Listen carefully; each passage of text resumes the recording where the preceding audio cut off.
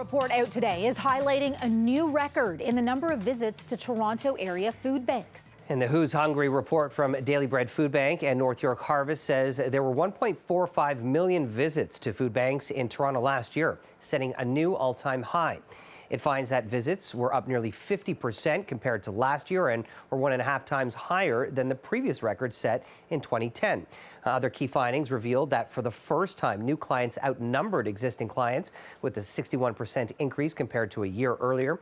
It also says that 1 in 3 respondents did not eat for a whole day. And for more than half of them, this happened almost every month.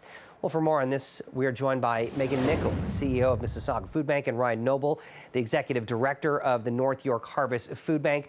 Obviously, these are very concerning numbers and startling statistics, and I'm just very curious, Ryan, when you see these reports and you digest these numbers, how do you guys try to navigate this demand, especially when you're heading into arguably one of the busiest times of year? Thanks. I think what this report shows is a city that is frankly in a state of crisis. And while food banks across the city of Toronto and across the GTA and across, in fact, Ontario, have done a tremendous job in pivoting and adapting to those needs, I think this report also demonstrates that we need all levels of government to act, and we need to drive the types of systemic changes that are going to be required to address food insecurity and food bank usage at its root, which is in terms of poverty. Yeah, and when you say crisis, Ryan, this is worse than what it was like after the 2008 recession. Megan, what are you seeing and hearing? Well, in Mississauga, we have not been spared from many of the same challenges that are being experienced in the city of Toronto. We saw a real spike initially during the pandemic in Mississauga, about 15%. But then what really has sustained over the last year is the increased amount of food that people are needing. They're coming to the food bank more often and requiring more support than they have in the past, meaning that pre-pandemic, we were providing food for about 3 million meals. And this coming year, we project that we'll be providing food for over 5.2 million meals. That's just in the city of Mississauga. And Ryan, it's a bit of a head scratcher, especially living in such a rich country like Canada, that when you look at this report that 1 in 3 respondents did not eat for a whole day, 52% of those respondents occurred almost every month. These are startling numbers to digest. And when we talk about getting governments involved, I'm taking a guess that you're going to need all 3 levels of government to try and really tackle this massive issue. Absolutely. I mean, this is a problem that has accumulated year after year after year for decades now. And frankly, the pandemic that's been brought on by COVID-19 has really caused what was already a crisis to really be stretched to a breaking point. So we need all levels of government to act, and to act now, both in terms of providing the types of supports that people require who are still struggling with the fallout of the pandemic. So whether people are dealing with unemployment or underemployment or precarious employment or issues with precarious housing. So those people need supports today. But as we look to the future, we need decent work, so reducing precarious employment throughout our economy. And we need investments in things like affordable childcare and a dramatic increase in access to affordable housing. So are we treating this as a crisis, Ryan, or are we just relying on the existence of food banks in our communities stretching out into the suburbs now? Well, I think the numbers show, particularly when we compare it to the previous crisis, as you mentioned, that frankly we're simply not doing enough, and that is true at all levels of government, across all levels, across all political parties. That's true for all of us as a society and as a city and a region here in Southern Ontario. We simply aren't doing enough, and the numbers that are recorded in the Who's Hungry report this year simply demonstrate that. And Megan, I'm looking at this report, and I can only imagine that many people in your region, especially some of these racialized communities who are dealing with severe food insecurities and inequities. Talk a little bit about some of the people that you see.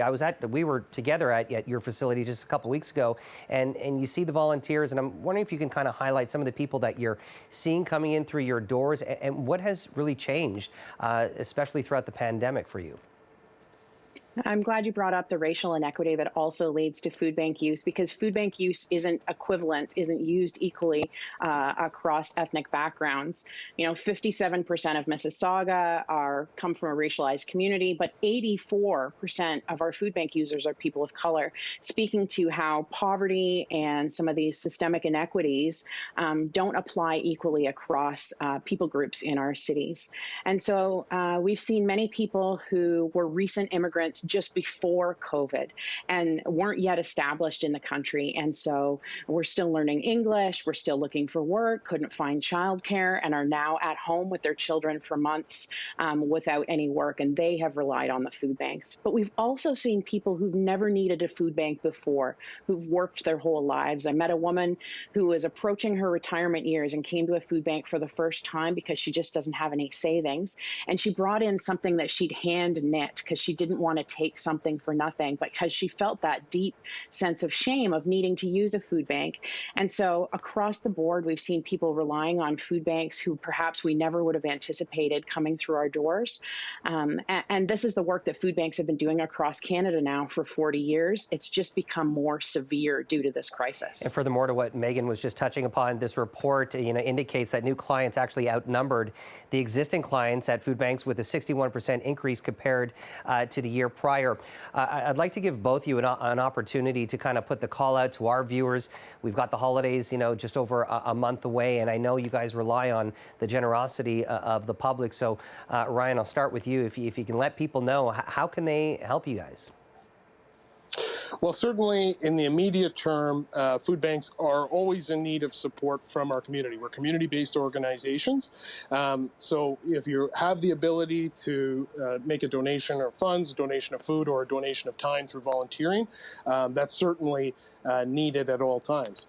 But I think the reason we put the report out and put the recommendations that we have put forward for real systemic change is we're also looking for people who support the food bank or who may not have in the past to really take some of the recommendations that we put forward and help to advocate for those. So, speak to, circulate the report, speak to, your networks, your respective communities, policymakers in your communities.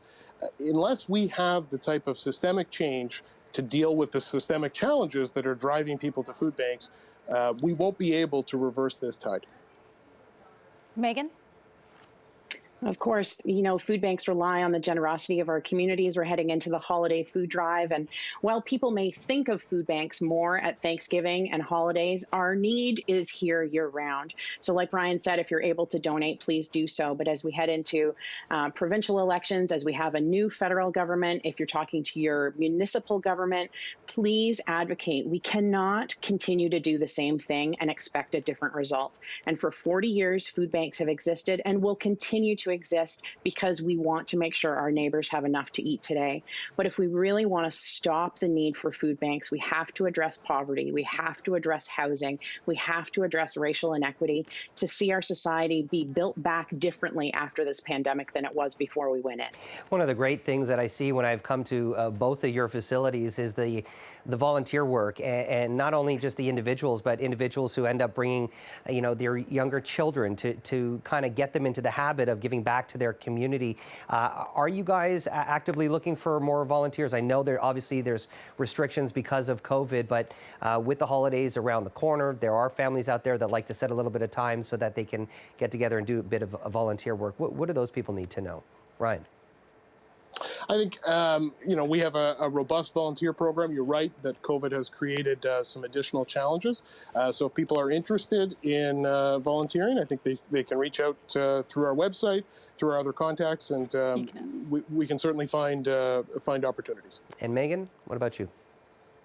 Absolutely. Volunteers sign up through our website. We have a home delivery program that's always looking for drivers who are willing to take groceries to their neighbors. We have a drive-through food drive coming up before Christmas. We have a 12 Days of Giving campaign, which is a great opportunity to engage your family. And we talk about how it takes all of us to feed our hungry neighbors. And these are the great opportunities where we see multiple generations coming together to show some compassion to their neighbors and make sure everybody's table has food on it this holiday season. We want to thank you both so much for joining us this evening. And Megan, Ryan, we wish you guys the best of luck. Obviously, this is a very challenging time for not just your food banks, but for food banks right across the city. But we appreciate all your efforts. Thank you so much for joining us. Thank you. Thank you. Thank you both. This is a very significant situation for us here in Abbotsford.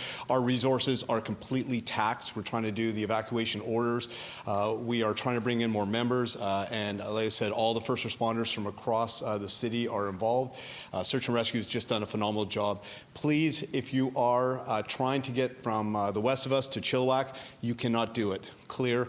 We're seeing people on social media posting alternative routes. They're putting our first responders in a very difficult position of having now to go deal and address with that. So we don't need people to come in to take a look, take photographs. We really need people just to let us do our job right now and let us get through the next 24 to 48 hours.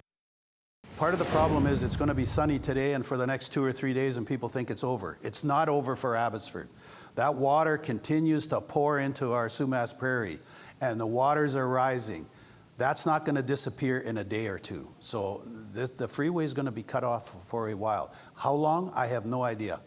If somebody can tell me when it's going to stop coming across the border, then we can profile that and kind of figure out where this is going.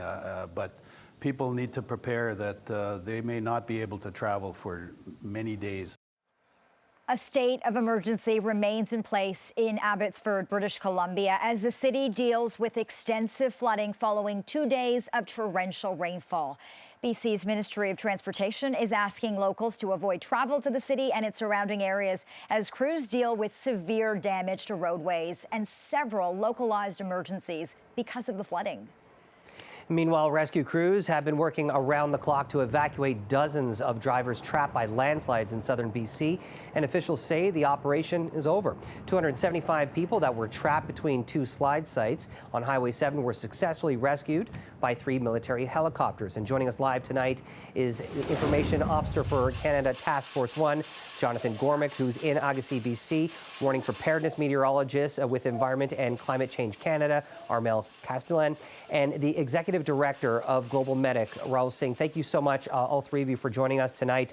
Jonathan, I want to start with you. I understand that provincial officials provided a briefing. What's the latest situation from where you are?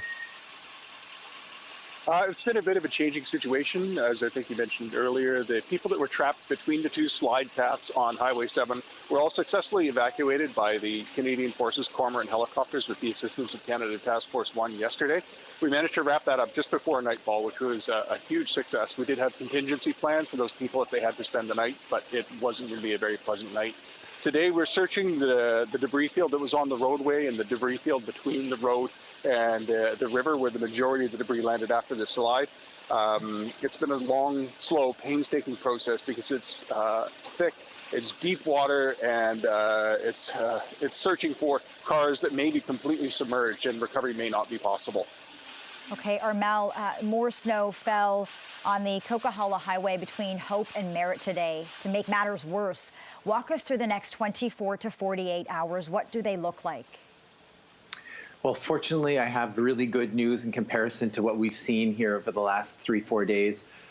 We have a ridge of high pressure, so things are actually trending towards drier and just drier, which is what's important here for the next 2 days. We have a little bit of a blip coming through, mostly on the Washington State side, Wednesday night into Thursday, but altogether maximum 10 to 15 millimeters along the border region. So really very small potatoes compared to what we've seen with the atmospheric river. And Jonathan, we understand that there's one fatality in these mudslides. We know that there are search and rescue efforts trying to clear out debris to see if there's anyone trapped beneath. Are you hearing anything more on that? Is there any word on any other fatalities as well? I believe the confirmed fatality was in the slides around the Duffy Lake Road, north of Lillooet. We don't have any confirmed fatalities here. The crews are still searching the debris field. In fact, in just the last half hour, they found a target of interest that we're going to be deploying appropriately suited up members out into the water to investigate just in case there is anybody still in the vehicle. So no confirmed fatalities, but one final target to check out before the team packs up for the night. Raul, for the last 2 decades, Global Medic has been very quick to respond to these natural disasters. Curious, what are you guys doing? Do you have any crews heading out west? Yeah, so we've run 238 ops in 78 countries. Right now, the best thing that we can do to help and support BC is by coming in with supply chain and helping out with cleanup kits and other items that will be needed in the shelters and back to families. So we do have members in BC. Many of them are first responders. They're probably actually working on the front lines now. Others are actually coming back from Mozambique and going into BC to return home, so they'll lead the charge. Our friends at Air Canada are going to fly over some kits into Kamloops because, as you know, the highway's cut off, and into Vancouver. Our members will then grab those kits and then take them out and start distributing them in the days to come. Right now is not the time to have us put people in the way. It's when folks start returning home and seeing the mess that they've got to clean up with that we'll come in and distribute those kits that our friends at Procter & Gamble have given us that we're starting to pack tomorrow. So there's a bit of work for us to come, but right now we're best to stay out of the way and let the professionals do their part, and then we'll come in and do the humanitarian assistance as required.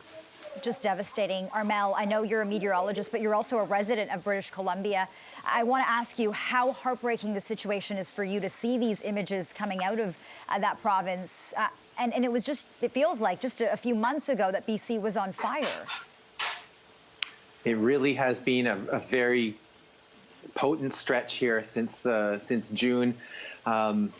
These atmospheric rivers, we see a few every year, but most of the time they're good news stories because they replenish the ecosystem.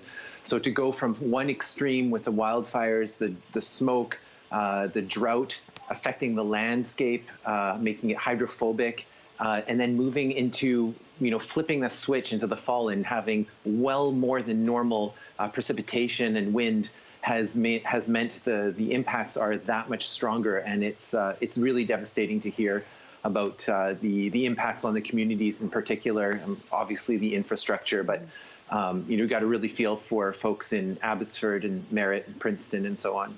And Jonathan, I can imagine the difficulties trying to get to some of these more rural areas where a lot of people might have lost cell phone service. What can you tell us about those kind of efforts to try and reach people who are really outside of these flood zones where there's transportation in and out of these ways have been pretty much cut off? It certainly made the search effort challenging. We were fortunate to be deployed fairly early in the emergency. We were deployed at 10 p.m. on Sunday evening, so our crews managed to get here before any of the access routes were cut off. What it did make challenging on two fronts was there were some communication network difficulties on Monday morning that made just communication in general difficult, whether by cell phone or radio. But more importantly, communication networks and the widespread nature of the devastation has made accounting for people very, very difficult, because we're not just dealing with one slide or one area of impact. It's throughout southern BC, and even within this stretch of Highway 7 between Agassiz and Hope, there were multiple slides and multiple sets of cars that were trapped. So difficult for RCMP to gather accurate information as to what people might be missing, who might have been on what specific stretch of roadway at a given time, whether they were being accounted for by us as we flew the people out in helicopters, whether they were in the group of cars that had to wait a little bit longer for Ministry of Transport to clear the roads. A lot of it has just been sorting through information, trying to figure out what's accurate, determine how many people are missing, who we might be looking for. And again, the widespread nature of this and the damage to the communication networks has certainly not helped. Yeah, the images, the situation, simply unbelievable. Raul, we're Canadians, and the Canadian thing to do is help. So how can we do that? Well, let's make sure we don't enter the zone. They don't need disaster tourists. They don't need folks going in to look. The best way to help is by funding your local response agencies. You can make a donation to us. There's other agencies that work in the area as well. Just get the money over so we can purchase the items and get them out.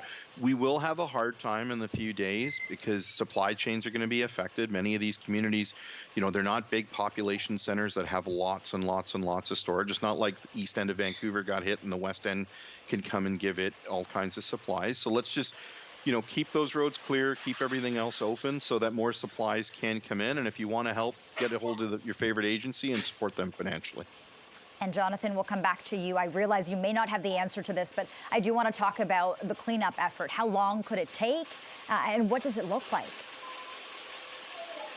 it's going to be a major cleanup effort. Even this stretch of Highway 7 has been relatively cleared of debris. You can physically get a vehicle between Hope and Agassiz right now, but it hasn't been opened. The highway has significant structural damage, and there's still a large amount of debris at the start zone of the slide that hasn't come loose. So it's going to take assessment by geotechnical engineers on the ground, checking for signs of instability around the slide area, and they're probably putting up some sort of mitigation device, whether that's pilings or a flow diverter, to prevent the rest of the debris from coming down and impacting the highway and possibly people again. The devastation I've seen across the rest of the infrastructure is even worse than this. Obviously, the images of the Coquihalla with bridges entirely washed out and better parts of Highway 1 in Abbotsford underwater. It's going to take a long time for this corner of the province to recover. Just an absolutely heartbreaking situation. Jonathan, Armel, Raul, thank you so much for joining us on CP24 tonight. Thank you for all your efforts with the search and rescue and the cleanup out west. We really appreciate your time. Thank you. Thank you so much. Thank you. Hey, this is Stu and Adam from 5-7 Films. We're in Winnipeg right now.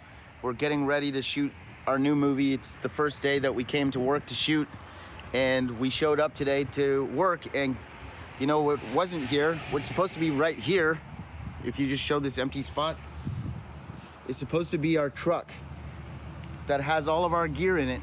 I'm talking about all of our lighting, all of our equipment, every bit of equipment that we needed to make the movie. Somebody stole the truck. Well, it's not every day that life imitates art, but that's exactly what two Toronto filmmakers experienced this week while shooting their new movie in Winnipeg.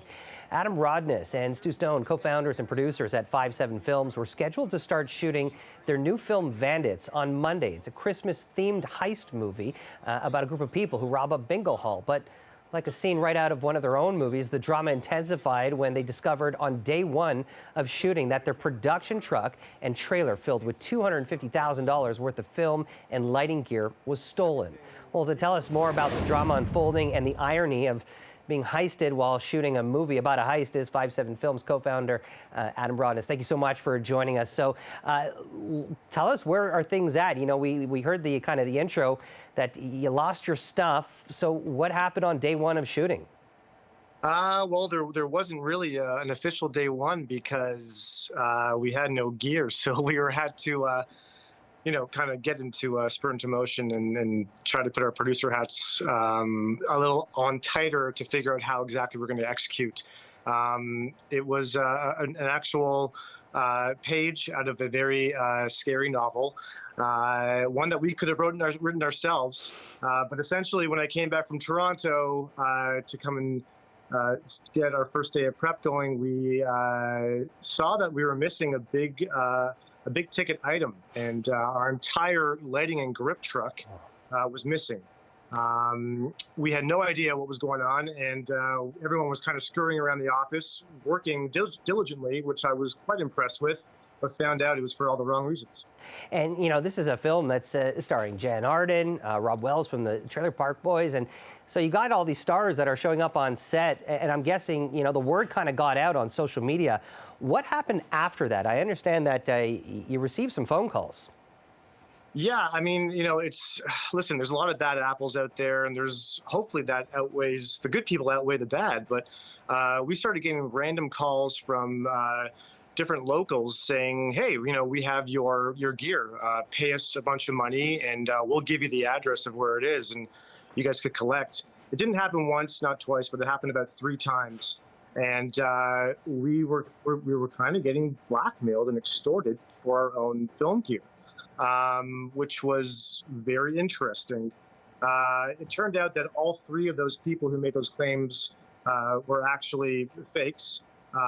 They were all trying to pull a scam over us, but fortunately for us, our production team on the ground here knew what was real, and we forwarded that to police and the RCMP, and they took it from there. So what's the latest on the situation? Did you get your gear back? I could proudly say that as of yesterday, after our lunch break on our official day one, we did get news that the trailer was found. It was abandoned in a back alley. Luckily, the locks were still on the back of the trailer, but unfortunately, the truck, which was towing that trailer, will probably not be seen again. It's somewhere out to Tuk. You know, I know from your previous films and even having you on CP24 Breakfast when you were promoting the Jack of all trades that, you know, I'm curious if there's going to be maybe a documentary that might fall out from this because, you know, I know in that movie that I just mentioned that you went in with one aim, one angle, and then the movie kind of took a little bit of a different turn. So were you guys filming everything? Are we going to see maybe a movie, Bandits, and then kind of the behind the scenes or maybe a documentary about the making of this film? I mean, the great thing about these days is that everyone has, you know, a film camera in their pocket. We all have our iPhones. We're documenting each other. You know, Stu and I, if you know us out there, we like to film everything that goes on because we never know how we're going to use it in the end. So yes, there will be, I can't say, an added bonus scene that you'll find when the movie does come out. And maybe it does spark, you know, another movie idea to come out, you know, full tilt together. You know, the look on your face really said it all, Adam, when in that intro video. And I'm curious, you know, part of filmmaking, you deal with these kind of hiccups. And I'm guessing this is probably one of the biggest hiccups you've probably experienced while shooting a film. Yeah, well, Jamie, you know, that's my producer face. I mean, we get trained very well to keep that producer face on so that when trouble does hit, people don't know if there's something good, something bad. That's just my face all the time. You know, the biggest thing about being a good producer from what I've learned over the years is there's always going to be an issue. There's always going to be a fire. You know, stay calm and try to find the best solution to put out those fires. And again, as I said, you know, we're so blessed to have an incredible local Winnipeg crew who really, you know, stood up, and we had the public, a huge outpour from the locals here in Winnipeg, trying to find, you know, different pieces of gear and being very vocal about it on social media, which really did lead to us finding the trailer at the end of the day. So, you know, it's all about trying to just move the pieces of that puzzle. You always need time. You always need money. If you have either of those, I will gladly take it. Well, you know, I got to be honest, Adam, considering that your last film was faking a murder, I was wondering whether you were faking the heist, but no, this is very, very real. But we appreciate you taking the time to talk about this. And also, very quickly, I want to give you an opportunity. You announced the cast today, and if you can tell us about that very quickly. I mean, we are totally blessed and so super lucky to have these people in our movie. We have Jan Arden, we have Enrico Colantoni, we have Tony Napo, Jesse Camacho, Rob Wells from the Trailer Park Boys, as everyone knows, his famed role Ricky. The list goes on and on. Francesco Antonio, and an amazing new face out of the Winnipeg, Manitoba area, Victoria Turco. Plus, myself and Stu might make a cameo. You never know. We're stacked. It's an all-star Canadian cast, and we couldn't be happier. Well, keep up the great work. I love the stuff that 5/7 Films have been putting out, and you know, I've known you for a very long time, so it's great to see that things are back up and running for Vandit. Looking forward to this film. Adam Rodness, thank you so much for joining us and telling your story. Much appreciated, guys. Thanks so much. This will support a safe return, as noted, by enabling widespread access to rapid antigen tests, given the potential risk of transmission due to the increased gatherings indoors over the holidays. However, I want to be abundantly clear. Testing is not a replacement for vaccination. That has been a critical fight against COVID-19. The province is announcing more ways to screen kids for COVID-19 during the holidays. Health Minister Christine Elliott says every student will be given a pack of 5 rapid tests in mid-December, right before the Christmas break. The hope is the tests will help identify possible cases of COVID and help prevention infected students from returning to school in January. The program is voluntary. Students can take a test every 3 to 4 days during the break. So to talk more about this, let's bring in Dr. Susie Hoda, an infectious diseases specialist with the University Health Network, Raywad Dionandan, an epidemiologist, that is, with the University of Ottawa, and Omar Khan, who is a biomedical engineering professor with the University of Toronto. Good evening to you all. Dr. Hoda, I'll start with you and ask you what kind of difference this could make in trying to prevent outbreaks following the Christmas break when kids return to the classroom. Yeah, I mean, Christmas is a time when you have a lot of people socializing, households are mixing, and, there's a lot of travel that can happen over the holidays as well. So, having this as an additional measure to try and detect cases early could be helpful. And I guess we'll see just how useful it will be. I always have a caveat, though, that, this can't replace other prevention measures that we should be doing, wearing masks when appropriate, getting tested if symptoms do arise. And so, the success will really bank on how many people take this up and how well they're using it, and not in substitution of, PCR testing. Ray Watt, this seems like a sound and rational policy, and I think when it comes to preventing infections from spreading, and I think a lot of people are wondering, why wasn't this done earlier? That's an excellent question. I think it wasn't done earlier because the political will wasn't there and there was a lack of understanding of how to use rapid tests. Rapid tests aren't like PCR tests. Rapid tests are good for determining if someone is infectious at a given moment. So if you test negative, you're not infectious. You still might be infected, and tomorrow you might be infectious, but not today. So it can't replace the confidence you would have in, say, a PCR test. So the devil's in the details. I think this is a fantastic idea. And what we need to pair it with is an educational endeavor to make sure people understand exactly what a negative and positive test mean.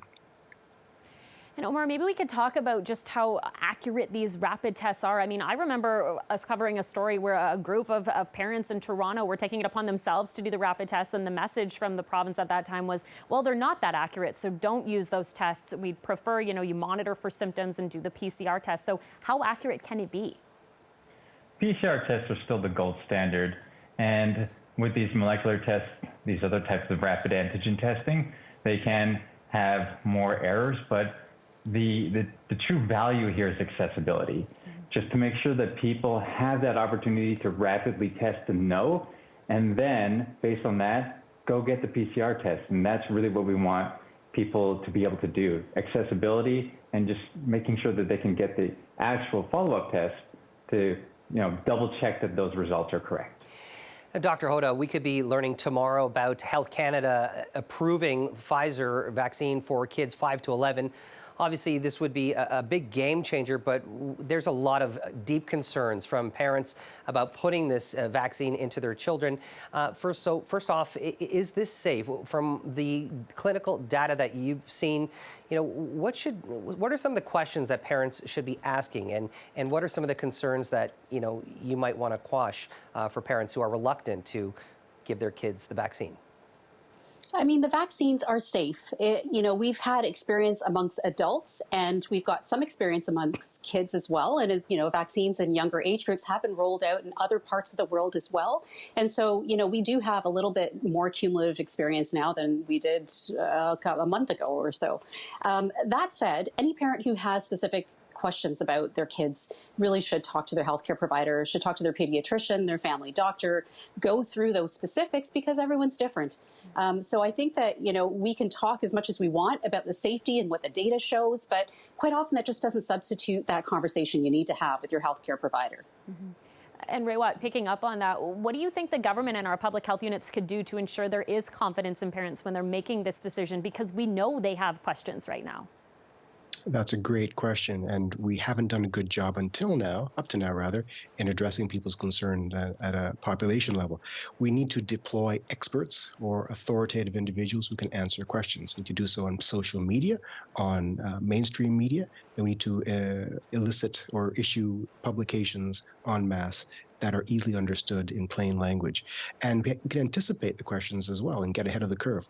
Part of the problem here is we have to combat the willful disinformation being produced by some corners of the political world who are trying to derail our public health response. That means anticipating what some of the misinformation and falsehoods are going to be and producing scientifically credible countermeasures. It's not going to be easy. And part of the problem is we're already pushing against many months of accumulated disinformation and misinformation that's all over social media. So Omar, picking up on that, how important is it going to be for pretty much all three levels of government to really create that educational awareness, whether it's through radio, TV, online, so that people have the facts? Because, throughout this pandemic, it's been this constant battle between facts and fake news, according to some. It's tremendously important to get the information out there, and I think part of it is just education is important. And it's not just about speaking to parents, but also speaking to students so that there can be a conversation. And sometimes one party is more receptive than the other, and that's the first step to anything, starting that conversation, especially in a family that has different views. And also just to remember, when it comes to children and vaccination, it always starts off with clinical trials in older people and then works its way down. The reason is because you want an abundance of data in older people to prove that it's been safe, and only then can you ever go into a child for a clinical trial. And it's met all of that, met those bars of safety, so this should give people a lot more confidence. Another big story we're following today, the province announcing people who are symptomatic to now be tested in pharmacies. We knew this was coming, but it was made official today. Dr. Hoda, I know you want to weigh in on this one. I'm wondering about concerns, because we have heard from a number of pharmacists who say this doesn't feel right, and they have concerns that the government should really be considering. Well, first of all, I'd like to say any time that we are looking at opportunities to improve access to testing, I'm happy to hear about that. But that said, I mean, you really do need to have stringent infection prevention and control processes in place when you have testing occurring for people who are symptomatic or have been exposed and are at much higher risk of actually having COVID-19. So my concern is when I look around at pharmacies, near where I live, not many of them are laid out to actually have those stringent measures in place. And I recall when we were designing, assessment centers, all the thought that was put into the ventilation of the space, the size of the space, the layout, how people would actually flow, how you would have it set up in the safest way possible to prevent transmission amongst people. And I just really hope that the pharmacies that are participating are able to do that, because otherwise we could just be, causing another hazard. Just picking up on that, Raywat, Dr. Hoda completely in favor of, expanding testing as much as we can. The reality is not all pharmacies are signing on to this. We're hearing that Rexall is not part of this. Do you feel that in terms of for the greater good of society that the government should be putting a little bit more pressure on some of these other pharmacies, or should, just like any other citizen, they have the right to choose what to do with their body or their business? Oh, I don't feel they should be pressured at all. In fact, I'm quite skeptical of this plan. The devil's in the details. Are there appropriate measures in place to prevent likely infected people from intermingling with vulnerable people? Who goes into a pharmacy? The elderly, the sick, the vulnerable, people going in for their flu shots, people who are likely to suffer if they actually do get this disease. If you're symptomatic and you're going in for a COVID test, you probably have a suspicion that you've been exposed, which means your likelihood of being infected is relatively high. That means we don't want these people intermingling with other people who might be vulnerable. Our pharmacies set up, as mentioned, with ventilation systems, with appropriate distancing systems, with N95s being worn by most people in that facility. I don't think so. So unless you can have an outdoor tent set up to actually do this testing, this situation fills me with some trepidation. And Omar, we're reporting right now Ontario highest case count in nearly 2 months. I believe it was 711 cases. When we're seeing this kind of trend go in the wrong direction, I guess is now the time to start implementing this new testing policy. I think testing is always great to help us track what's happening. And we also have to look at not just the case numbers, but what is our rate of hospitalization. So these things are all tied together. And this is also going to inform future policy on whether or not people need a third dose to help, bring these numbers back down. But really, what this is all pointing to, we have to remember that we have a very big part of our population, the under 12s, that aren't vaccinated yet. So this amount of risk isn't equal. Once we get children under 12 vaccinated, it's going to change things a bit more for the better. And everything is kind of trending towards the right way in terms of, policy, technology, vaccination availability, testing. So it's good that things are happening, and it's good that people are responding to try to do better. That's always important to see. Dr. Hoda, I'm wondering, with this PCR test that will be made available through pharmacies, do you know if these will be the oral PCR tests or the nasal ones, or how that might be decided? I'm not entirely sure. I mean, what I've seen is that there could be a variety of different sampling techniques that would be used with the tests. And I also understand that some pharmacies will be participating in sending people kits home where they can self-collect and bring back, whereas that's already happening in some other settings. So I think that we might see a variety of different types of sampling according to whatever's within the scope of practice of the pharmacist.